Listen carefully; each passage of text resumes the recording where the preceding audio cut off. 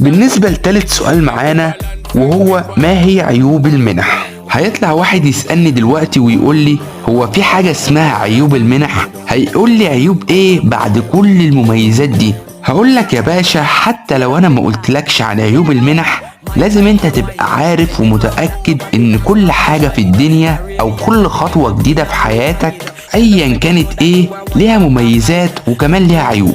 فانت لازم تبقى واثق من كده حتى لو انا ما قلتلكش عن عيوب المنح. المهم خلينا في موضوعنا وهو ما هي عيوب المنح.